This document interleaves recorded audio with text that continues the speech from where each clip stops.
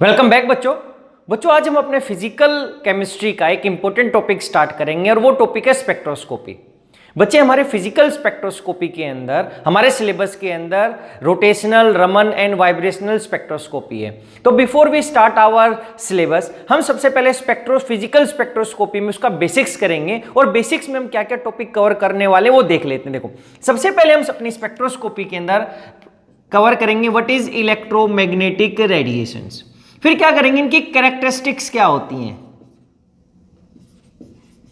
What are the characteristic of electromagnetic radiations. फिर हम देखेंगे how they interact with matter, कि ये मैटर के साथ कैसे इंटरेक्ट करती हैं। फिर हम देखेंगे कि व्हाट इज इलेक्ट्रोमैग्नेटिक स्पेक्ट्रा, फिर इसके बाद हम देखने वाले हैं कि different form of energy, what are the different form of energy possessed by matter, कि कौन कौन सी एनर्जी हमारे पास मैटर पोजेस करता है। फिर हम इसके बाद देखेंगे कि what are the width of spectral line, या इसके पहले हम इससे विड्थ ऑफ स्पेक्ट्रल लाइन से पहले देखेंगे व्हाट इज बोर्न, ओपेनहीमर एप्रोक्सीमेशन। फिर हम करने वाले हैं what is degree of freedom, क्योंकि इनका हम यूज करने वाले, जब हम अपनी रोटेशनल, वाइब्रेशनल और रमन करेंगे तो इसका यूज करने वाले हैं, या टोटल डिग्री ऑफ फ्रीडम। उसके बाद हमारे पास है law of equipartition of energy,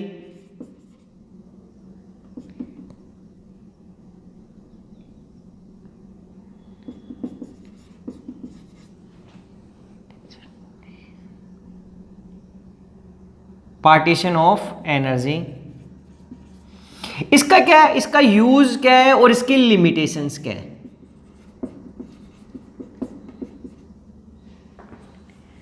ये ऐसा equipartition, TITION, equipartition of energy.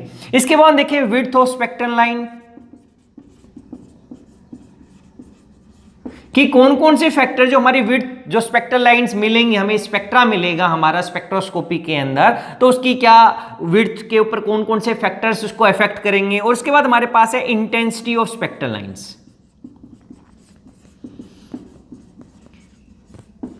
कि जो हमारी इंटेंसिटी होगी, जो हमारे स्पेक्ट्रा के अंदर जो हमारी लाइंस मिलेंगी, उसकी इंटेंसिटी को कौन कौन से फैक्टर क्या करेंगे, अफेक्ट करेंगे।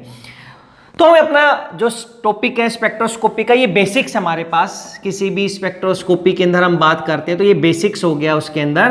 तो हम ये देखते हैं, हम कवर करते हैं इलेक्ट्रोमैग्नेटिक रेडिएशन। सबसे पहले देखेंगे what is electromagnetic radiation. Electromagnetic radiations,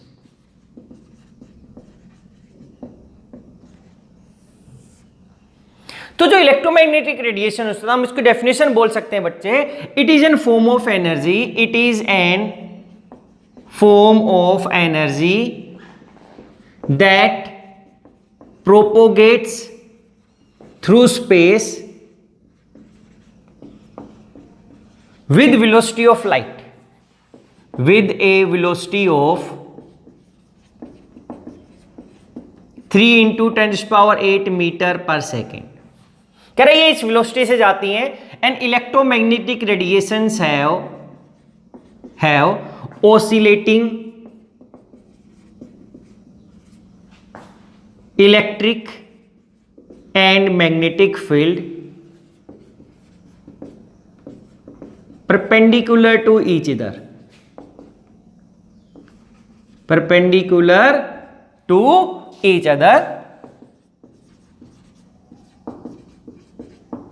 कह रहे ये होता है हमारे पास। तो हम नॉर्मली ऐसे दिखाते हैं कि अगर हमने दिखाया तो ये, अगर हमारे पास इलेक्ट्रिक फील्ड है ऐसे, ये अगर इलेक्ट्रिक फील्ड का कंपोनेंट है तो उसकी जो दूसरी होगी हमारे पास ऐसा दिखा देंगे बच्चे। देखो इसके परपेंडिकुलर डायरेक्शन में हम ऐसा दिखा देंगे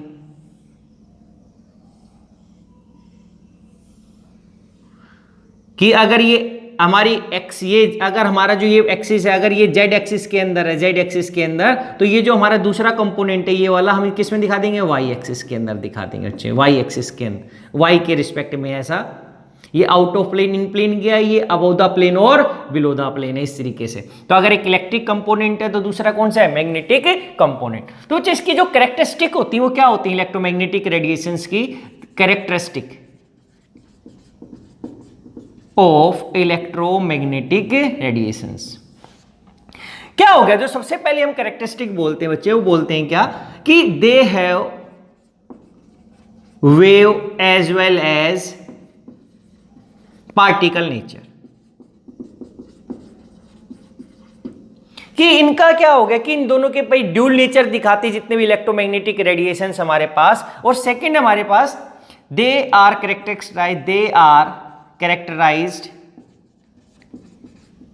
बाय इट्स वेवलेंथ लैम्डा और फ्रीक्वेंसी, कि जो इलेक्ट्रोमैग्नेटिक रेडिएशन ये अलग अलग टाइप की होती है तो कैसे कैरेक्टराइज्ड होती हैं, कैसे डिफरेंशिएट होती है, बाय देयर लैम्डा या फ्रीक्वेंसी।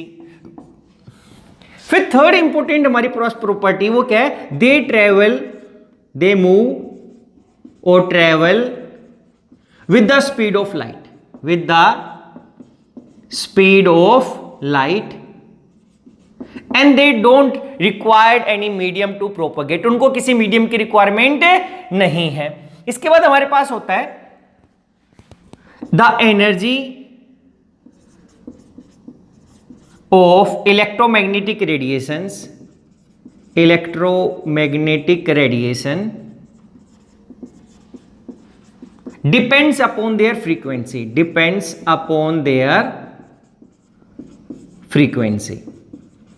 तो हम जो एनर्जी बोलते हैं इक्वल्स टू क्या बोलते हैं, एच म्यू। तो यहां पे एनर्जी आ गई electromagnetic, H Planck's constant, view क्या है उसकी, फ्रीक्वेंसी आ गई हमारे पास। तो इसका जो लास्ट इंपॉर्टेंट पॉइंट है, हम बोलते हैं कि द एब्जॉर्प्शन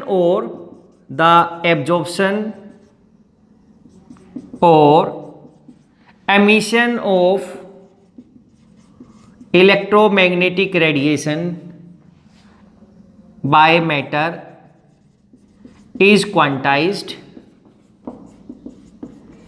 या बोल सकते हैं उनकी जो एनर्जी होती है वो क्या होती है, quantised, by matter is quantized,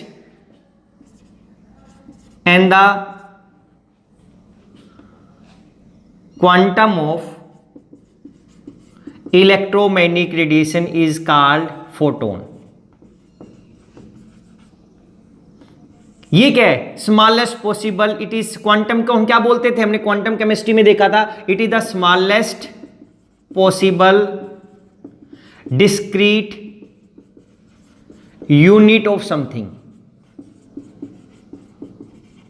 जैसे चार्ज के केस में हमारे पास इलेक्ट्रॉन का चार्ज सा स्मॉलेस्ट पॉसिबल यूनिट है, तो कह रहे कि इन सभी की जो स्मॉलेस्ट पॉसिबल यूनिट है इलेक्ट्रोमैग्नेटिक रेडिएशन की, वो क्या होती है, फोटोन। और कह रहे कि जो एनर्जी है वो कैसी है, क्वांटाइज्ड है। अगर हमारे पास इलेक्ट्रोमैग्नेटिक रेडिएशन है अलग अलग टाइप की, अगर मैं विजिबल लाइट की बात करता हूं तो उसकी विजिबल एनर्जी की जो लाइट है रेडिएशन की, वो फिक्स है, वो एक पर्टिकुलर रेंज में लाई करेगी, ना तो उससे ज्यादा होगी ना उससे कम। अगर ऐसा होगा तो दूसरी इलेक्ट्रोमैग्नेटिक रेडिएशन हो जाएंगे, वो विजिबल की रेंज या एनर्जी नहीं हो सकती, यानी कि एक पर्टिकुलर इलेक्ट्रोमैग्नेटिक रेडिएशन की एनर्जी क्या होगी, फिक्स।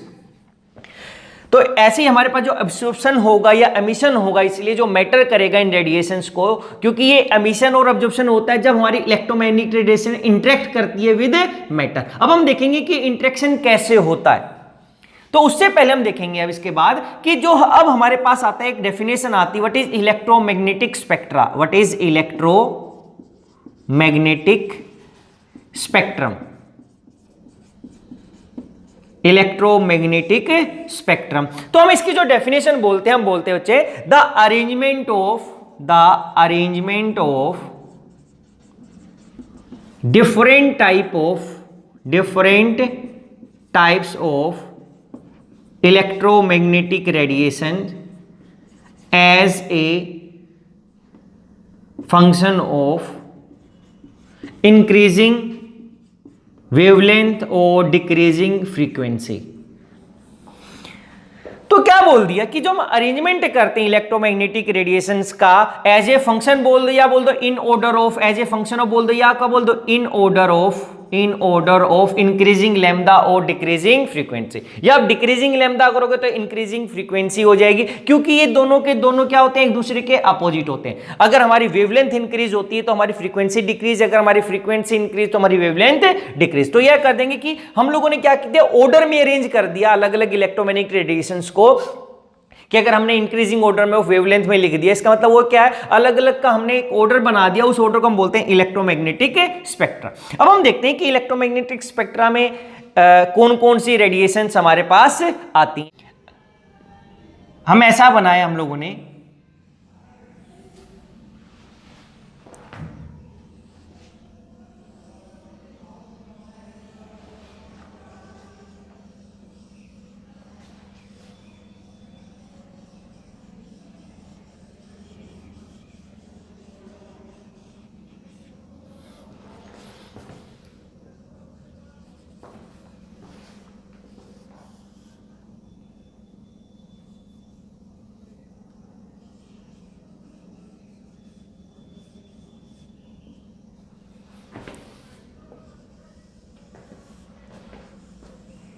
क्या किया, ये लाइन इसलिए लगा दी ताकि इसका एम्पलीट्यूड सेम रहे हमारे पास। ये जो है यहाँ पे हाइट, जो यहाँ पर हम बीच में से अगर रेडिएशन मिलाते हैं इस तरीके से, तो ये जो हाइट, इसको क्रस्ट बोलते, नीचे वाले को क्या बोलते हैं, ट्रफ। तो हमारी जो क्रस्ट और ट्रफ की हाइट है वो क्या है, सभी के अंदर सेम हमारे पास है। लेकिन क्या हो बच्चे, देखो यहां से जो दो डिस्टेंस है हमारे पास, डिस्टेंस बिटवीन टू ट्रफ, अगर मैंने यहां से बोला तो यहां से यहां तक हम बोलता हूं एक वेवलेंथ होगी हमारे पास lambda. This is lambda, wavelength of any electromagnetic radiations.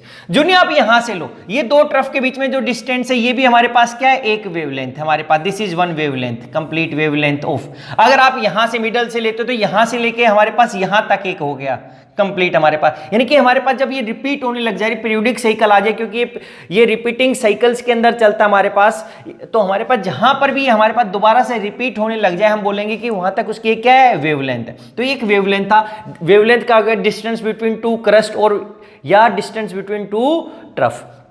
अब देखो बच्चे क्या हो, यहां पर ये जो डिस्टेंस है ये ज्यादा था, वेवलेंथ ज्यादा है, फिर यहां पे हम जाने लगे तो वेवलेंथ कम होने लग गई, फिर और कम, फिर और कम, यहां पर सबसे कम क्या होगी, वेवलेंथ। तो हमारे पास जो सबसे ज्यादा वेवलेंथ होती है बच्चे, जो सबसे ज्यादा, वो हमारे पास होती है रेडियो वेव्स की। क्या, किसकी, radio frequency waves, radio frequency electromagnetic radiations. उसके बाद हमारे पास आता है यहां पर रेडियो वेव्स। उसके बाद क्या आएगा, रेडियो वेव्स। उसके बाद हमारे पास आता है आईआर, इंफ्रारेड, इंफ्रारेड रेडिएशंस। उसके बाद हमारे पास आता है विजिबल, विजिबल। विजिबल के बाद हमारे पास आता है ultraviolet, UV radiation, UV, ultraviolet. Ultraviolet के बाद हमारे पास आता है एक्सरेज, एक्सरेज। एक्सरेज के बाद हमारे पास आता है गामा रेज, गामा रेज। और जो लास्ट में हमारे पास आता है कॉस्मिक रेज। देखो इसको भी और बिल्कुल पास पास कर देते हैं ऐसा, तो ये ऐसा आ जाता। अब अगर हम इसकी वेवलेंथ की बात करते, देखो इधर इसकी वेवलेंथ ज्यादा है, तो इस साइड अगर हम जाएंगे, यहां पर इस साइड अगर हम जाएंगे तो इसकी जो वेवलेंथ है वो क्या हो जाएगी, इंक्रीज। अगर वेवलेंथ इंक्रीज हो रही तो हम फॉर्मूला भी देखेंगे कि इसकी जो वेवलेंथ इंक्रीज है उसकी एनर्जी कम हो जाएगी। इसका मतलब है इस साइड तो वेवलेंथ इंक्रीज हो रही है, लेकिन अगर हम इस साइड जाएंगे तो उसकी क्या हो जाएगी, फ्रीक्वेंसी इंक्रीज। ये फ्रीक्वेंसी इंक्रीज, यानी कि इस साइड देखूंगा तो या मैं इसकी फ्रीक्वेंसी क्या होगी, डिक्रीज। इस साइड से जाएंगे तो वेवलेंथ इंक्रीज और इनकी फ्रीक्वेंसी डिक्रीज। फ्रीक्वेंसी डिक्रीज का मतलब इनकी जो एनर्जी है वो क्या हो जाएगी, डिक्रीज, एनर्जी डिक्रीज, ऐसा। अब हम देखते हैं बच्चे, देखो इनकी सबसे कम एनर्जी होती है, लेकिन इनकी जो वेवलेंथ होती है वो क्या होती है, सबसे ज्यादा होती है। तो हमारे पास जो इन रेडिएशंस जो होती है, हमारे पास जो radio frequency radiations, electromagnetic radiations हैं, ये क्या कर सकती हैं, ये हमारे न्यूक्लियस या जो इलेक्ट्रॉन है उसके साथ इंटरेक्ट करते हैं। देखो अब मैटर है हमारे पास, ये अलग अलग रेडिएशंस हम जब मैटर के ऊपर डालते हैं बच्चे, तो अलग अलग इंटरेक्शंस करते हैं डिपेंडिंग अपॉन देयर एनर्जी। क्या हुआ, देखो आप मान लेते हैं कि कॉमन एग्जांपल देखते हैं कि आप ऑब्जेक्ट हो, कि आप मैटर मान लिया, लेकिन अगर मैं आपके पास आपके ऊपर एक मैं बॉल फेंकता हूं, प्लास्टिक की हल्की सी बॉल फेंकता हूं जिसका वेट 1 ग्राम है, तो वो ऑब्जेक्ट मान लिया कि वो इलेक्ट्रोमैग्नेटिक रेडिएशन है जो मैंने आपके ऊपर फेंकी है, तो अब क्या हुआ, आपके ऊपर क्या इफेक्ट होगा, आपको उससे चोट नहीं लगने वाली, वो आपको लगेगी होगी, तो उससे आपके ऊपर ज्यादा इंट्रैक्शंस नहीं हुई। लेकिन अगर उसी टाइम मैंने क्रिकेट की बॉल ली और आपके ऊपर फेंकी है, तो क्रिकेट की बॉल से आपको थोड़ी सी चोट लगने का डर हो जाएगा अगर आपके फेस पे लगेगा, तो यानी कि वहां पे इंट्रैक्शन थोड़ी और अलग टाइप की, थोड़ी दूसरी। लेकिन अगर मैं वही आयरन की ले लूं और उसका वेट 1 kg कर दूं, तो आपका हाथ पैर टूटने का पूरे चांस है, तो वहां पे आपकी जो इंटरेक्शंस है अलग टाइप की। तो ऐसे ही हमारे पास ये मैटर के साथ इंटरेक्ट करती हैं और उनकी जो इंटरेक्शंस डिपेंड करती है कि इन रेडिएशंस की एनर्जी क्या है। तो जो हमारे पास सबसे पहले आती है हमारे पास ये रेडियो फ्रीक्वेंसी वेव्स, ये क्या करती हैं, ये एनएमआर की स्टडी के लिए करते हैं, एनएमआर या हम बोलते हैं एनईएसआर। एनएमआर का मतलब है न्यूक्लियर मैग्नेटिक रेजोनेंस। क्या हो गया, न्यूक्लियर मैग्नेटिक रेजोनेंस, या हम बोलते हैं ईएसआर का मतलब होता है इलेक्ट्रॉन स्पिन रेजोनेंस, या क्या हो गया, और electron spin resonance. That is they can change nucleus and electron spin. कह रहे कि इनकी एनर्जी इतनी ही होती है कि ये आइदर न्यूक्लियस की स्पिन चेंज कर सकते हैं, ये हमने एनएमआर में किया है कि न्यूक्लियस की स्पिन होती है और ऐसे इलेक्ट्रॉन की स्पिन होती है, तो कह रहे इस एनर्जी से उनकी स्पिन ही चेंज हो सकती है, बाकी हम नहीं कर सकते, कुछ नहीं हो सकता। और बैटरी के अंदर अगर वो और दूसरी टाइप की इंटरेक्शन नहीं हो सकती, तो ये जनरली हम एनएमआर या ईएसआर की स्टडी के अंदर रेडियो फ्रीक्वेंसी वेव्स को यूज करते हैं। इसके बाद हमारे पास आती है रेडियो वेव्स। तो रेडियो वेव्स क्या होगी बच्चे हमारे पास, ये रोटेशनल मोशन के अंदर चेंज लाती हैं। किसी भी जो हमारा जो मैटर होगा उसके अंदर क्या होगा, रोटेशनल मोशन के अंदर चेंज लाएंगे, उसके रोटेशनल एनर्जी लेवल में चेंज, मोशन के अंदर बोलो या क्या बोलेंगे उसमें, रोटेशनल एनर्जी लेवल्स के अंदर क्या ला देंगे, चेंज। अब ये रोटेशनल एनर्जी के अंदर चेंज आएगा, लेकिन उसकी एक इंपॉर्टेंट कंडीशन, इसकी जो कंडीशन है बच्चे, वो कंडीशन क्या है उस मैटर के अंदर, वो मैटर कैसा होना चाहिए, पोलर मॉलिक्यूल होना चाहिए। दैट इज पोलर मॉलिक्यूल, वो पोलर मॉलिक्यूल होना चाहिए। And rotation of which bring change in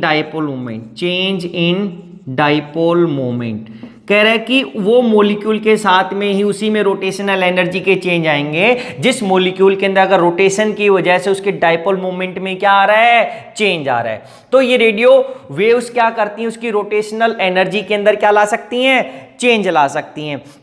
तो हमारे पास दूसरा क्या हो गया, हमारे पास लास्ट, फिर इसके बाद आता है vibration, infrared radiation. Infrared radiation क्या लाती हैं, वाइब्रेशनल एनर्जी में चेंज लाती हैं, वाइब्रेशनल एनर्जी के अंदर क्या ला सकती हैं, चेंज।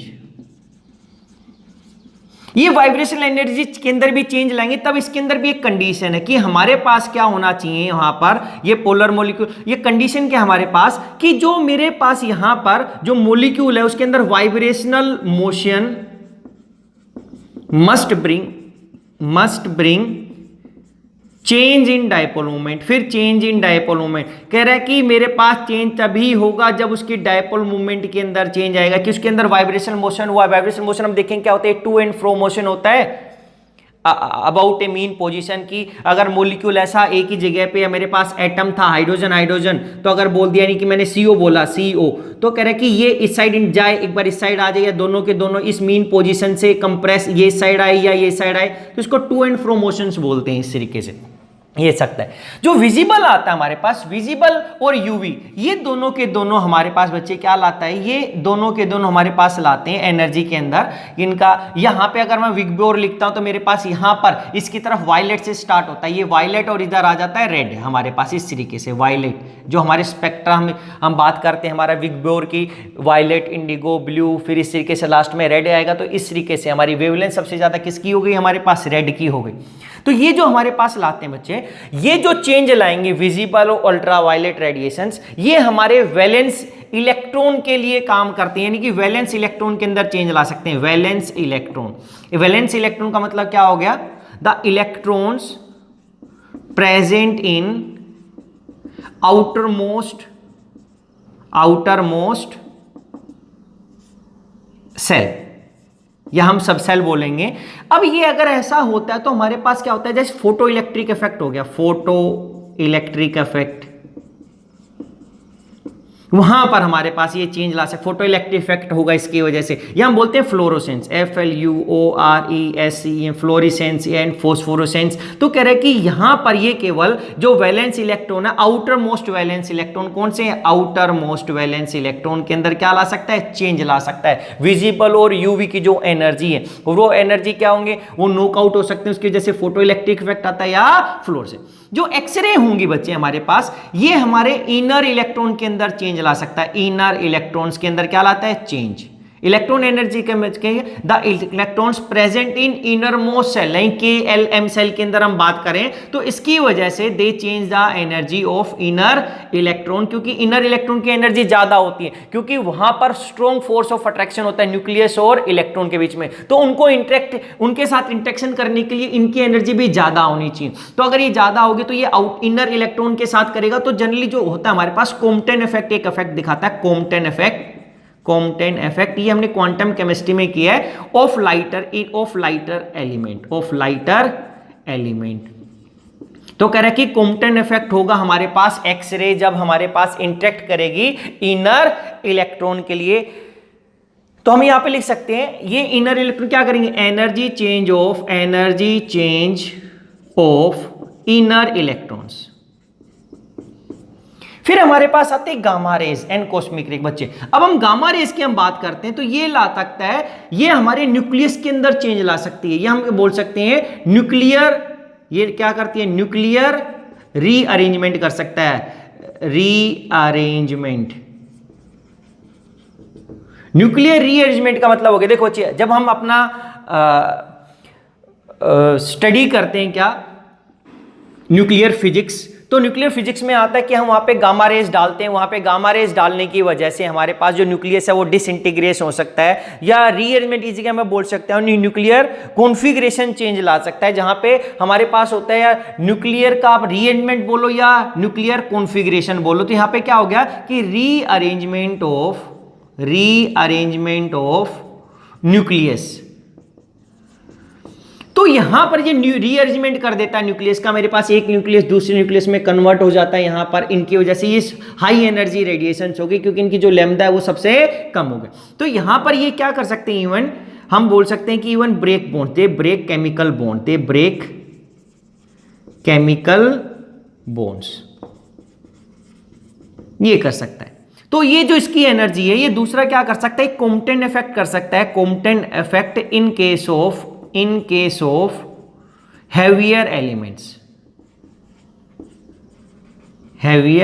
एलिमेंट्स। तो हेवियर एलिमेंट्स के केस में ये क्या करेंगे? हमारे पास कॉम्पटन इफेक्ट शो करेगा। और लास्ट में हमारे पास आता है cosmic ray, these are very high energy radiations. तो ये जो काम कर रहे हैं ये तो कर ही सकते हैं सारे के सारे, ये भी हमारे पास कर सकता है, लेकिन हम इसको यूज नहीं करते, हम गामा रेज को यूज करते हैं। तो ये भी क्या, ये सबसे ज्यादा हाई एनर्जी रेडिएशंस है। तो अब हम इसको अगर हम देखें तो बच्चे देखो क्या है, ये एक्स रेज थे, यहां तक हम इनको बोलते हैं ionisation radiations, these are ionisation radiations. They can ionise, as they can ionise का मतलब हो गया वो रेडिकल के अंदर एक कैटायन एनायंस में ब्रेक कर सकती हैं। They can ionise, they can ionise gases and matter का मतलब डिफरेंट सब्सटेंस को कर सकते हैं। They can even damage DNA, break chemicals bond. तो यही तो हो गया, जब केमिकल बॉन्ड टूटेगा तो उसको आयनाइज कर देगा हमारे पास, तो इनको आयनाइजेशन रेडिएशंस बोलते हैं हमारे पास, x-ray, gamma ray, cosmic rays को। और इनको हम बोलते हैं, देखो यूवी और विजिबल को अगर मैं नाम दूं यहां पर यूवी और विजिबल, तो इनको हम बोल देते हैं ऑप्टिकल रेडिएशंस। क्या एक टाइप से, दीज आर ऑप्टिकल रेडिएशंस। ये क्या है, ये हमारे पास फोटो जो ऑप्टिकल इसलिए बोला क्योंकि जो हमारे पास ये फ्लोरोसेंस हो गया, फोस्फोरेसेंस हो गया, ये हमारे पास ऑप्टिकल इफेक्ट्स हो गए। अगर ऑप्टिकल इफेक्ट्स हो गए तो हम इनको बोल सकते हैं कि ये एक्साइट इलेक्ट्रॉन्स करेंगे और फोटोकेमिकल इफेक्ट्स करेंगे। ऑप्टिकल एडिशन क्यों बोला, क्योंकि excite electron, these can excite electrons, और हम बोल सकते हैं ये क्या देती हैं, फोटोकेमिकल रिएक्शंस। इनके पास इतनी एनर्जी होती है कि इलेक्ट्रॉन्स को एक्साइट करती हैं। ये आउटर मोस्ट सेल से करती है, ये इनर मोस्ट सेल से। हमारे पास ये यहां पे अगर हम दिखाएंगे तो ये ऐसा कर सकता है इनर से हमारे पास। तो हमारे पास ये हो गया कि यहां पर भी जो हाई एनर्जी यूवी रेडिएशन है वो एक्साइट कर सकती है हमारे पास। देखो ये यहां पे लिखा हो फ्लोरेसेंस, और ये फ्लोरेसेंस और फोस्फोरेसेंस हम यूवी लाइट के प्रेजेंस में करते हैं। तो यहां पर हो गया, ये यूवी तक हो गया था। इसके बाद जो हमारे पास इंफ्रारेड रेडिएशंस आ गई, इनको मैं बोलता हूं जनरली इंफ्रारेड रेडिएशंस को, ये थर्मल रेडिएशंस हो गई। कहां से कहां तक, ये आईआर की अगर मैं रेडिएशन स्टार्ट करता हूं, ये आईआर यहां तक आ जाएगा। तो ये यहां से आईआर के अंदर से लेकर इस रेडियो वेव्स तक हम बोलते हैं these are thermal radiation, these are thermal radiations. ये ज्यादा होती कंपेरेटिव, ये कम होती थर्मल, लेकिन ये ज्यादा होती है हमारे पास। These are thermal radiations, they induce high currents। इसलिए क्या है, ये हीटिंग इफेक्ट शो करती हैं। हाई करंट्स की वजह से ये क्या करती हैं, these produce heating effects, heat कर देती हैं बहुत ज्यादा। जब रेडियो वेव्स को डालते हैं तो हीट करती हैं। देखो जो रेडियो वेव्स का जो सोर्स होता है, मैग्नेट्रॉन बोलते हैं। मैग्नेट्रॉन अलग अलग हमारे पास MAGNETRON मैग्नेट्रॉन है। ये सोर्स है किसका, हमारे पास रेडियो वेव्स का, रेडियो वेव्स का बच्चे। ये हम जो रेडियो मैग्नेट्रॉन होता है ये हमारे माइक्रोवेव के अंदर होता है, जो हमारे घरों में होता है नॉर्मली, माइक्रोवेव ओवन। तो माइक्रोवेव ओवन के अंदर मैग्नेट्रॉन होता है जो हाई वोल्टेज प्रोड्यूस करता है, और हाई वोल्टेज की वजह से हाई हम करंट बोलते हैं, वहां पे करंट करता है। और क्योंकि वहां पर हम आग नहीं लगती माइक्रोवेव के अंदर, वहां पे इलेक्ट्रिक करंट यानी कि हाई वोल्टेज की वजह से हमारा खाना गर्म होता है वहां पे। क्योंकि जब वो हाई वोल्टेज होती है तो रेडियो वेव्स प्रोड्यूस होती है वहां पे, इसलिए उसका नाम माइक्रोवेव ओवन, क्योंकि उसके अंदर रेडियो वेव्स होती हैं। और वो रेडियो वेव्स क्या करती है, हमारे पास जितने भी वाटर मॉलिक्यूल्स हैं हमारे पास, जैसे किसी भी हमारे खाने के अंदर जो फूड है वहां पे हमने रखा है, उसको क्या करती है, उसकी वाइब्रेशनल एनर्जी लेवल्स के अंदर चेंज कर देती है, यानी कि उसकी वाइब्रेशनल रोटेशन एनर्जी के अंदर। इसलिए हमारा जो वाटर है वो उसके अंदर ज्यादा एनर्जी मिलती है, उसको काइनेटिक एनर्जी मिलती है। वो गर्म हो गया तो ओवरऑल हमारा फूड गर्म हो जाता है। तो हमारे पास थर्मल रेडिएशंस प्रोड्यूस, इनको थर्मल रेडिएशंस बोलते हैं। ये यहाँ पे हमारे पास जो हाई एनर्जी रेडिएशंस होगी इंफ्रारेड की ज़्यादा, और इनको ये हीटिंग इफेक्ट करती हैं। और यहाँ पे जो रेडियो फ्रीक्वेंसी वेव्स हो गई हमारे पास, ये रेडियो फ्रीक्वेंसी वेव को हम बोलते हैं non thermal radiation. These are non thermal radiations. They induce low currents.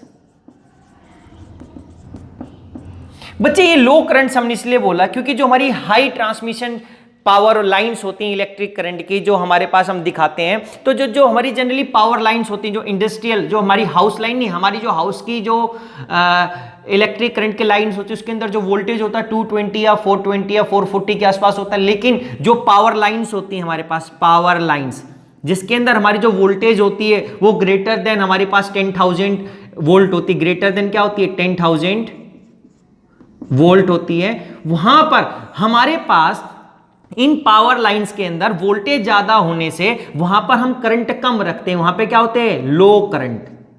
Low current हमारे पास, लो करंट की वजह से हमारा क्या होता है, क्योंकि ऐसा जरूरी नहीं कि हमारी वोल्टेज ज्यादा करंट ज्यादा, वहां पे हमारा वोल्टेज ज्यादा होती है, वहां पे करंट कम होता है, जिसकी वजह से जो हमारा लाइन लॉस होता है, पावर लाइन लॉस, जो हीटिंग इफेक्ट की वजह से या दूसरे फैक्टर रेजिस्टेंस की वजह से जो हमारा लॉस होता है वो कम होता है। अगर करंट ज्यादा होगा हमारे पास बच्चे तो वहां पे लॉस ज्यादा होता है। इसलिए हमारे पास वो हाई वोल्टेज की होती है। हाई वोल्टेज का मतलब वहां पे लो करंट होता है उन वायर्स के अंदर, और उसकी वजह से जो ट्रांसमिशन लॉस होता है, जब एक जगह से दूसरी जगह पे हम इलेक्ट्रिसिटी को पहुंचाते हैं हमारे पास, तो जो लाइन लॉस होता है वो क्या होता है, उसकी वजह से मिनिमम होता है। तो जनरली हमारे पास पावर लाइंस में जो रेडिएशन जनरेट होती है वो क्या होती है, रेडियो फ्रीक्वेंसी वेव्स। अब इसको हम यूज कहां पे करते हैं, देखो ये तो हमने बोल दिया स्पेक्ट्रोस्कोपी में। जो हम डे टू डे लाइफ के अंदर हम बात करते हैं हमारे पास क्या, जो हम जीपीएस सिस्टम यूज करते हैं, ग्लोबल पोजिशनिंग सिस्टम, जो हमारे मोबाइल्स के अंदर है, ग्लोबल पोजिशनिंग सिस्टम, उसके अंदर हम रेडियो फ्रीक्वेंसी वेव्स करते हैं। जो हम टीवी के अंदर, हमारी टीवी के अंदर रेडिएशंस आते हैं, जो हमारी मोबाइल फोन के अंदर आती हैं, जो हम यहां पे हमारी रेडियो के अंदर हम यूज करते हैं, वो सारी की सारी क्या होती हैं, रेडियो फ्रीक्वेंसी वेव। होगा क्या बच्चे, हमारे पास टीवी में एंटीना होता है, वहां पे क्या होगा, वहां पे एक ट्रांजिस्टर लगा होता है जो कि हमारे पास एसी करंट जनरेट करता है। वो एसी करंट क्या हो गया, वो बाद में उसको कन्वर्ट कर देते हैं, जो हमारा एंटीना उसको कन्वर्ट कर देता है इन रेडियो फ्रीक्वेंसी वेव्स। फिर जो हमारी जो रेडियो वेव्स होगी, ये हमारे पास जनरली जो हमारे पास यूज होता है डे टू डे लाइफ के अंदर, ये हमारे वाईफाई, जैसे जो हम यूज करते हैं वाईफाई ट्रांसमिशन, हमारे वाईफाई के अंदर हम इसको यूज करते हैं। या दूसरा हम क्या बात करते हैं, जो यहां पे सैटेलाइट कम्युनिकेशंस के अंदर यूज करते हैं, किसके अंदर, सैटेलाइट कम्युनिकेशंस के अंदर इसको यूज करते हैं, रेडियो वेव्स को। या हम बोल सकते हैं इसका जो एक और यूज अगर हम बोलें, जो रेडियो वेव्स का अगर हम बात करते हैं, तो वहां पर हम रेडार के अंदर भी हम इसी का यूज करते हैं, इन रेडार। रेडार जो सोनार जो हम शिप्स के अंदर यूज करते हैं, या हम जो प्लेन्स की डिस्टेंस पता करते हैं, उनको आइडेंटिफाई करते हैं, उनको क्या, रेडार, उसके अंदर हम रेडियो वेव्स यूज करते हैं।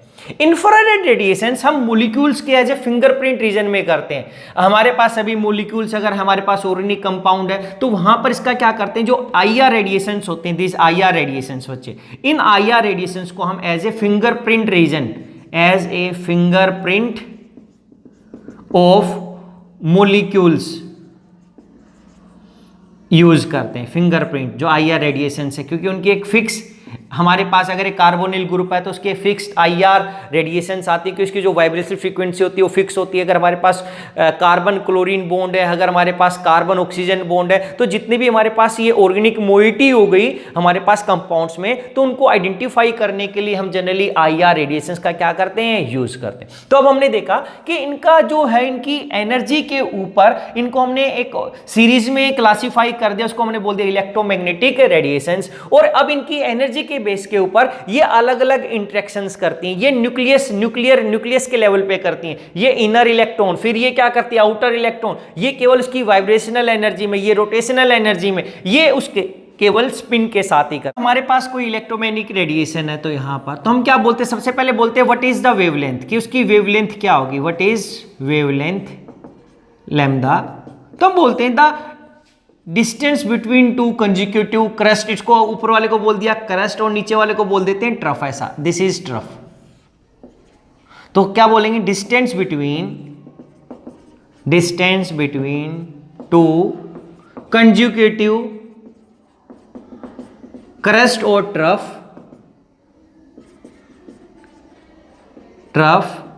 Is called wavelength,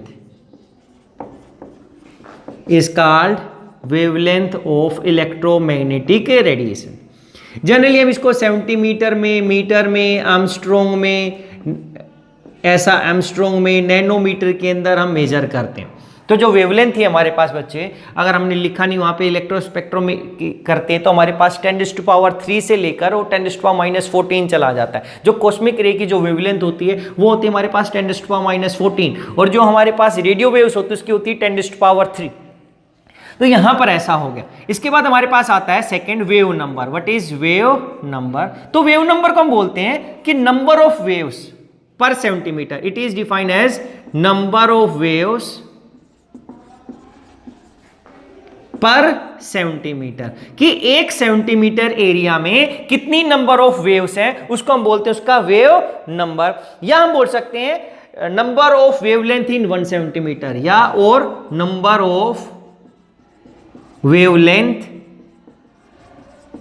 in 1 centimetre. दोनों की दोनों चीजें एक ही। देखो क्या हुआ, अगर मेरे पास मैंने बोल दिया कि ये डिस्टेंस मेरा 1 सेंटीमीटर है, 1 सेंटीमीटर, तो करें कि इसके अंदर कितनी वेवलेंथ आ सकती है। यहां से यहां तक 1 सेंटीमीटर बोला कि भाई ऐसा आ गया, तो इसके अंदर कितनी होगी, देखो यहां से यहां तक 1, यहां से अगर स्टार्ट किया तो मेरे पास क्या हो गया, यहां पर जाके ये कंप्लीट हो जाएगा, यहां पर 1, यहां से ये 2 हो गया, तो मैं इसको 2 ही दिखा सकता हूं। यहां पे अगर कंप्लीट दिखाएं तो इस तरीके से,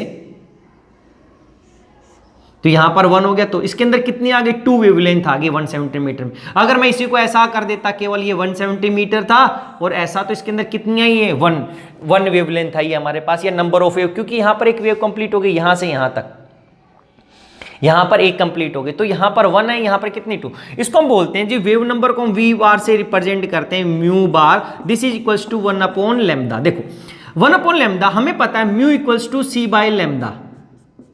equals to c by lambda, और लैम्डा क्या हो जाएगा, लैम्डा की वैल्यू निकालो तो lambda equals to c by mu. तो अगर इसमें लैम्डा किसके अंदर वैल्यू पुटअप कर देता हूं तो मेरे पास म्यू बार क्या आ गया, mu bar equals to 1 upon lambda, और लैम्डा अगर हम सेंटीमीटर में लेते हैं, देखो मीटर सेंटीमीटर, तो इसकी जो यूनिट हो गई वो क्या हो गई, सेंटीमीटर। तो इसकी जो यूनिट होती है सेंटीमीटर इनवर्स। तो हम सेंटीमीटर इनवर्स पर सेंटीमीटर देख रहे हैं, पर सेंटीमीटर, देखो पर सेंटीमीटर, तो सेंटीमीटर इनवर्स इसकी यूनिट होगी, या this is equals to 1 upon lambda, या हम क्या बोलेंगे, it is mu upon C. तो ये हमारे इसका फॉर्मूला हो गया वेव नंबर। इसके बाद हमारे पास आता है फ्रीक्वेंसी। फ्रीक्वेंसी ऑफ वेव को हम म्यू से डिनोट करते हैं, और फ्रीक्वेंसी को हम बोल सकते हैं कि the number of wave passing through a point, the number of waves passing through a point in 1 second, कि 1 सेकंड में एक पॉइंट से कितनी नंबर ऑफ वेव्स पास हो रही, इसको बोलते हैं हम फ्रीक्वेंसी, और इसकी यूनिट होती है हर्ट्ज। तो ये भी क्या हो गया, देखो फ्रीक्वेंसी हम बोलते हैं म्यू, ये क्या होता है, म्यू इक्वल्स टू, हमने बोला ये भी इसके इनवर्सली प्रोपोर्शनल लैम्डा के। अगर मेरा म्यू बार इंक्रीज होगा तो मेरा लैम्डा डिक्रीज होता है, ऐसा ही अगर हमारे पास म्यू इंक्रीज होगा तो मेरा लैम्डा क्या होगा, डिक्रीज होगा, क्योंकि रिलेशन दोनों के बीच में ऐसा है 1 अपॉन लैम्डा या सी। तो मेरे पास म्यू क्या होता है, सी बाय लैम्डा, ऐसा बोलता हूं, this is C by lambda. देखो ये अपोजिट था यहां पर, सी बाय लैम्डा, और 1 अपॉन लैम्डा को मैंने क्या लिखा था, म्यू बार। तो मेरे पास मैं बोल सकता हूं या mu is equals to C into mu bar, ऐसा। ये दोनों फॉर्मूला हो गए, और इसकी जो यूनिट है हमारे पास हम हर्ट्ज में लिखते हैं। हर्ट्ज का मतलब हो गया, देखो ये मीटर पर सेकंड है, ये भी मीटर हो गया, मीटर से मीटर कैंसिल हो गया तो सेकंड इनवर्स। तो हम इसकी जो यूनिट होती है वो कितनी है, सेकंड इनवर्स। किस लिए बच्चे, देखो सेंटीमीटर क्या हो गया, दिस इज मीटर पर सेकंड, ये क्या होता है मीटर, मीटर में ले सेंटीमीटर, तो मीटर से metre cancel, upon 1 upon centimetre, 1 upon second आ गया, सेकंड इनवर्स। तो सेकंड इनवर्स को हम बोलते हैं हर्ट्ज। तो ये हो गया फ्रीक्वेंसी की कितनी हमारी 1 सेकंड के अंदर क्या हो रही है, पास हो रही है। मान लिया कि 1 सेकंड के अंदर एक के अंदर 2 वेवलेंथ जा रही है, एक में 3, एक में 5, तो 5 वाले की जो फ्रीक्वेंसी वो ज्यादा, क्योंकि क्या हुआ था, अगर 1 सेकंड के अंदर मैं बात करता एक पॉइंट से, तो यहां पर ये ऐसे था, दूर था, यहां पर आके बिल्कुल पास हो गया, तो ये 1 सेकंड के अंदर इतनी ज्यादा नहीं पास हो पाएंगी जितनी ये हो जाएंगी। या हम इसकी दूसरी डेफिनेशन लिखते हैं, तो दूसरी डेफिनेशन में क्या लिखते हैं, how many times electric and magnetic field oscillates in 1 second, कि 1 सेकेंड के अंदर उसकी इलेक्ट्रिक और मैग्नेटिक कितने टाइम ओसिलेट कर रही है, उसको हम क्या बोल देते हैं, फ्रीक्वेंसी, या हम उसको बोल देते हैं फ्रीक्वेंसी या साइकिल्स पर सेकेंड। इसी को हम बोल देते हैं दिस इज साइकिल्स पर सेकेंड। ये दोनों डेफिनेशन है बच्चे। देखो अगर हम बोलेंगे कि एक पॉइंट से कितनी वेव्स पास हो गई तो उसको भी क्या बोलते हैं, फ्रीक्वेंसी। हम बोलेंगे कि कितनी बार उसकी एक जो वेव है उसकी इलेक्ट्रिक और मैग्नेटिक फील्ड क्या होगी, ओसिलेट हो गई हमारे पास 1 सेकेंड के अंदर। तो किसी का, अब मैंने 1 सेंटीमीटर की जगह मैं इसको 1 सेकंड लिख दूं कि 1 सेकंड के अंदर कितनी बार वो पास हो सकता है, तो सेम वही है, या मैं ओसिलेट कर दूंगा। तो ओसिलेट का मतलब है कि यहां पर इसकी क्या थी, इलेक्ट्रिक और मैग्नेटिक फील्ड एक बार यहां पे कंप्लीट हो गया, यहां पर वेव्स, अगर यहां पर एक बार ओसिलेशन हो गया, देखो ऐसा कंप्लीट ओसिलेशन यहां पे कंप्लीट हो गया एक बार, और यहां पर जाके दोबारा कंप्लीट, तो ये नंबर ऑफ ओसिलेशन का मतलब है इस वेव्स का। यहां पर अगर मैं 1 सेकंड की बात करता हूं कि 1 सेकंड टाइम के अंदर ऐसा, इसका मतलब उसने 2 बार ओसिलेशन हो गया इलेक्ट्रिक और मैग्नेटिक फील्ड का, यहां पर केवल एक बार, यहां एक बार क्या हो सकता है 5 बार वो हो सकता है, लेकिन वो डिस्टेंस नहीं है, वो सेकंड का टाइम दिखाऊंगा कि 1 सेकंड में कितनी बार ओसिलेट उसने किया। तो ये क्या हो गया, फ्रीक्वेंसी। अब इसके बाद हमारे पास क्वेश्चन होता है कि भाई इलेक्ट्रोमैग्नेटिक रेडिएशन इंटरेक्ट कैसे करती है मैटर के साथ। अगर हम मैटर पे डालते हैं, जो हमने देखा अलग अलग इंटरेक्शंस करेगा, इनर इलेक्ट्रॉन आउटर इलेक्ट्रॉन, तो इंटरेक्शंस कैसे होता है, अब उसको देखते हैं। How electromagnetic radiations interact with matter. देखो अब हम इसी के अंदर करने से पहले हम डेफिनेशन देखते हैं, what is spectroscopy. What is spectroscopy. तो स्पेक्ट्रोस्कोपी क्या थी, जो हमारी इंटरेक्शंस करती हैं क्या इलेक्ट्रोमैग्नेटिक रेडिएशन विद मैटर, उसकी स्टडी को ही हम क्या बोलते हैं, स्पेक्ट्रोस्कोपी। तो हम बोल सकते हैं spectroscopy is the study of interactions of electromagnetic radiations with matter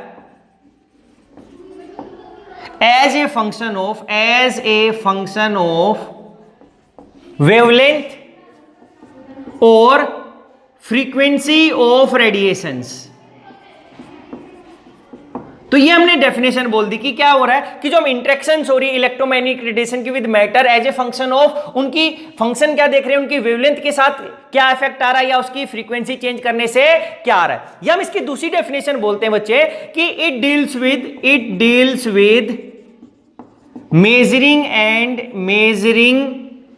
and interpreting spectra of interactions of electromagnetic radiation with matter, कि जो हमारा जो स्पेक्ट्रा मिला इंटरेक्शंस का, अगर उसको मेजर करें और इंटरप्रेट करें तो उसकी स्टडी को हम क्या बोलते हैं, स्पेक्ट्रोस्कोपी। या हम बोल सकते हैं यहां पे it is concerned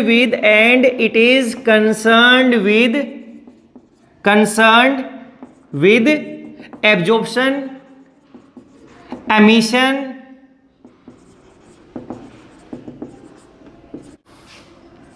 scattering of electromagnetic radiations with matter या बाय मैटर। ये बोल दे कि जो इंटरेक्शंस की स्टडी इलेक्ट्रोमैग्नेटिक रेडिएशंस की मैटर के साथ, उसी को ही हम स्पेक्ट्रोस्कोपी बोलते हैं। अब इसी का नाम अलग अलग हो गया, डिपेंडिंग अपॉन इंटरेक्शन हम अलग अलग नाम दे देते हैं। अगर रोटेशनल एनर्जी लेवल में चेंज आ रहा तो रोटेशनल स्पेक्ट्रोस्कोपी, अगर हम वाइब्रेशनल एनर्जी लेवल में चेंज ला देते तो वाइब्रेशनल स्पेक्ट्रोस्कोपी, अगर हम न्यूक्लियस की स्पिन को चेंज करते तो हम NMR, nuclear magnetic resonance spectroscopy बोल देते हैं बच्चे। देखो अब ये इंटरेक्शन कैसे होती है, हमारे पास हम यहाँ पर सोर्स होता है, हमारे पास सबसे पहले क्या होता है, सोर्स ऑफ इलेक्ट्रोमैग्नेटिक रेडिएशन। ये हमारे मैटर के साथ मैटर के ऊपर डालते हैं। जब मैटर के ऊपर हम इंसिडेंट करते हैं इनको, तो यहां पर होती है इंटरेक्शंस। ये होती है, इंटरेक्शन डिपेंड करती है depending upon energy of electromagnetic radiations. अब इन मैटर के साथ इंटरेक्शंस होने के बाद हमारे पास होता है डिटेक्टर। वो डिटेक्टर क्या करता है, डिटेक्ट करता है किस टाइप की इंटरेक्शन होती है। और जनरली हम जो स्पेक्ट्रोस्कोपी का यूज करते हैं, हम यूज करते हैं फॉर स्ट्रक्चर इल्यूसिडेशन, कि हमारी जो मॉलिक्यूल है उसकी स्ट्रक्चर कैसी है, जो हम बनाना चाहते थे वो बना है या नहीं बना है, उसके अंदर कोई इंप्योरिटी है या नहीं है, तो हमें इससे पता चल जाता है। तो स्ट्रक्चर इल्यूसिडेशन में हम काम करते हैं हमारे पास। अब देखो यहां पर क्वेश्चन है, ये इंटरेक्शंस कैसे हो रही हैं। फिर हमारे पास जो इंटरेक्शंस होती हैं बच्चे, जो हमारे पास इलेक्ट्रोमैग्नेटिक रेडिएशन में क्या थे, दो थे हमारे पास, परपेंडिकुलर ऑसिलेटिंग थी electric field and magnetic field. तो यहां पर क्या हो गया कि नॉर्मली या जनरली हम बोलते हैं कि normally oscillating there is interactions between their normally oscillating electric field of electromagnetic radiations interact with matter, कि जो इसकी oscillating इलेक्ट्रिक फील्ड है वो क्या करती है, इंटरेक्ट करती है। ये कैसे करती है, ये हम अभी रोटेशनल और वाइब्रेशनल में देखेंगे कि हमारे पास जो इसकी इलेक्ट्रिक फील्ड होता है वो ही करती है, मैग्नेटिक फील्ड जनरली नहीं करती है हमारे पास। तो हम इस स्टेप से ये क्या करता है, इंटरेक्शन। तो उसको देखने से पहले अब हम और करेंगे, क्योंकि हम रोटेशनल के अंदर उसको कवर करेंगे कि कैसे हमारे पास उसकी वो इलेक्ट्रिक कंपोनेंट के साथ ही आपस में इंटरेक्शन हो रहा है। क्योंकि जब दोनों की एनर्जी मैच हो जाती है, इसके इलेक्ट्रिक फील्ड की जो फ्रीक्वेंसी है, अगर वो हमारे मॉलिक्यूल की जो, क्योंकि उसके अंदर डाइपोल मूवमेंट होना चाहिए, उसकी डाइपोल मूवमेंट चेंज जो होगा उसकी फ्रीक्वेंसी और इलेक्ट्रोमैग्नेटिक रेडिएशंस की फ्रीक्वेंसी है हमारे पास, जो इलेक्ट्रिक कंपोनेंट की जो फ्रीक्वेंसी है वो दोनों सेम हो जाए तो रेडिएशंस का एब्जॉर्प्शन हो जाएगा। अगर वो एब्जॉर्प्शन होगा तो हमें क्या मिलेगा, स्पेक्ट्रा। अब देखो दो चीज हो सकती है बच्चे, जब हमने रेडिएशंस डाली मैटर के ऊपर, तो मैटर इन रेडिएशंस को क्या कर सकता है, एब्जॉर्ब कर सकता है। आपने अलग अलग एनर्जी की रेडिएशंस डाली वहां पर, अगर एक पर्टिकुलर, या आप अलग अलग एनर्जी डाल सकते हैं, या आप क्या कर सकते हैं, आपने एक स्लिट लगा दिया, स्लिट से क्या किया आपने, एक पर्टिकुलर ही वेवलेंथ या फ्रीक्वेंसी की क्या डाली, रेडिएशन। तो हमारे पास जो ये स्पेक्ट्रा होता है, स्पेक्ट्रोस्कोपी दो टाइप की हो जाती है। एक हम बोल देते हैं absorption, ABSORP, absorption spectroscopy. Absorption spectroscopy में हम क्या करते हैं बच्चे, हम अपनी रेडिएशंस डालते हैं, जैसे हम प्लॉट बनाते हैं किसका, यहां पर एब्जॉर्प्शन का, यहां पे कौन सी एब्जॉर्प्शन और यहां पर हमारे पास क्या होगी, वेवलेंथ। हमने वेवलेंथ डाली यहां पर इंक्रीजिंग डाल, तो क्या हुआ कि शुरू में जो अगर उसकी एनर्जी उसके साथ सेम नहीं है तो रेडिएशंस का एब्जॉर्प्शन नहीं होगा, लेकिन अगर पर्टिकुलर जहां पे जाके इसकी एनर्जी, इस वेवलेंथ इलेक्ट्रोमैग्नेटिक रेडिएशंस की एनर्जी अगर मैट्रिक की एनर्जी के साथ इंटरेक्ट हो गई, दोनों के बीच में रेजोनेंस हो गया, तो उस एनर्जी की, उस वेवलेंथ की रेडिएशन का क्या हो जाएगा, एब्जॉर्प्शन। अगर हम ये देखते हैं कि हमारी कौन सी वेवलेंथ या फ्रीक्वेंसी की रेडिएशन एब्जॉर्ब हुई, ये हमने डेफिनेशन में लिखा था as a function of wavelength और फ्रीक्वेंसी। अगर हम देखते हैं कि हमारी कौन सी फ्रीक्वेंसी या वेवलेंथ की रेडिएशन एब्जॉर्ब हुई है, अगर हम एब्जॉर्ब रेडिएशंस की हम ग्राफ बनाते हैं तो उसको बोलते हैं एब्जॉर्प्शन स्पेक्ट्रोस्कोपी। अगर वो मॉलिक्यूल ने रेडिएशन एब्जॉर्ब करी और वहां पर क्या होगा, इलेक्ट्रॉन का एक्साइटेशन हो गया, जब वो इलेक्ट्रॉन वापस आएंगे तो रेडिएशंस एमिट करेंगे in the form of radiations. अगर हमारी एमिशन वाली रेडिएशंस का हम ग्राफ बनाते हैं वेवलेंथ और उसके फ्रीक्वेंसी के रिस्पेक्ट में एमिशन का, तो जो उस टाइम पे हम बोलते हैं वो बोलते हैं एमिशन स्पेक्ट्रोस्कोपी। तो ये दो स्पेक्ट्रोस्कोपी हो गई, एक एब्जॉर्ब रेडिएशंस के रिस्पेक्ट में जब हम देखते हैं तो हम बोलते हैं एब्जॉर्प्शन स्पेक्ट्रोस्कोपी। अगर हम एमिशन रेडिएशंस को देखते हैं तो क्या बोलते हैं, एमिशन स्पेक्ट्रोस्कोपी। तो हम बोल सकते हैं द स्टडी ऑफ, यहां पे अगर इसकी डेफिनेशन बोलें तो क्या बोल सकते हैं, the study of absorb radiation, the study of absorbed radiations which increase the internal energy of radiations is called absorption spectroscopy। यानी कि क्योंकि जब वो एब्जॉर्ब करेगा तो उसकी इंटरनल एनर्जी तो इंक्रीज होगी ही होगी। अगर एमिशन के अंदर हम बात करते तो एमिशन के अंदर हम ये बोल सकते थे, एमिशन स्पेक्ट्रोस्कोपी की अगर हम डेफिनेशन लिखते बच्चे तो हम लिख सकते थे यहां पर upon absorption of light, upon absorption of light या absorption of electromagnetic radiations, electron will go in higher energy level, but when it's come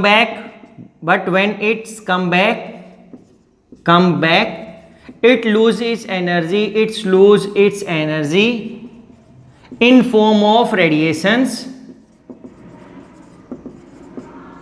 and study of these radiations and study of these emission radiations as a function of lambda or wavelength frequency, as a study this wavelength is called emissions spectroscopy. क्योंकि हम जो इसने जो radiation emit किया उसका हम spectra बनाते हैं इस तरीके से, यहां पे एब्जॉर्प्शन था वहां पे एमिशन का, तो हमें पता चलेगा कि कौन सी वेवलेंथ की लाइट उसने एमिट की है, क्योंकि जिसकी एब्जॉर्ब करेगा उसी वेवलेंथ की तो एमिट कर सकता है। क्योंकि ये हम पहले भी हम देख चुके हैं एनएमआर के अंदर कि वो जिस एनर्जी की जो मैटर हमारे पास उसकी जो एनर्जी थी क्वांटाइज्ड, वो सभी एनर्जी की रेडिएशन जो नहीं कर सकता, उसके एनर्जी लेवल के डिपेंडिंग जो उसका एनर्जी डिफरेंस होगा, इसको भी हम रोटेशनल और वाइब्रेशनल में भी देखने वाले हैं कि जो मैटर है उसकी एनर्जी क्वांटाइज्ड है, वो एक पर्टिकुलर अमाउंट ऑफ एनर्जी ले सकता है हमारे पास, एक पर्टिकुलर इलेक्ट्रोमैग्नेटिक एनर्जी की इलेक्ट्रोमैग्नेटिक रेडिएशन एब्जॉर्ब कर सकता है। अगर वो करेगा तो इलेक्ट्रॉन हायर एनर्जी लेवल में चला जाएगा या मॉलिक्यूल हायर एनर्जी लेवल में जाएगा, और जो वो वापस आएगा तो जितनी एनर्जी उसने एब्जॉर्ब करी उतनी ही तो एमिट करेगा। तो ये एब्जॉर्प्शन बनाओ या एमिशन स्पेक्ट्रा, उससे अलग अलग कोई इफेक्ट नहीं आता, लेकिन हमारी स्पेक्ट्रोस्कोपी अलग अलग हो जाएंगे। जो हमारी रोटेशनल स्पेक्ट्रोस्कोपी और जो वाइब्रेशनल, उसके अंदर हम एब्जॉर्प्शन वाली रेडिएशंस का ग्राफ बनाते हैं, इसलिए हम एब्जॉर्प्शन स्पेक्ट्रोस्कोपी बोलते हैं। लेकिन जो हमारी रमन स्पेक्ट्रोस्कोपी है उसके अंदर जो रेडिएशंस एमिट होती है, जो मॉलिक्यूल करता है उसको, उसके अंदर हम उसका ग्राफ प्लॉट करते हैं, इसलिए हम उसको क्या बोलते हैं, एमिशन स्पेक्ट्रोस्कोपी बच्चे। तो अब इसके बाद हमारे पास आता है कि डिफरेंट फॉर्म ऑफ एनर्जी क्या क्या हो सकती है कि मॉलिक्यूल के पास, किसी भी मॉलिक्यूल के पास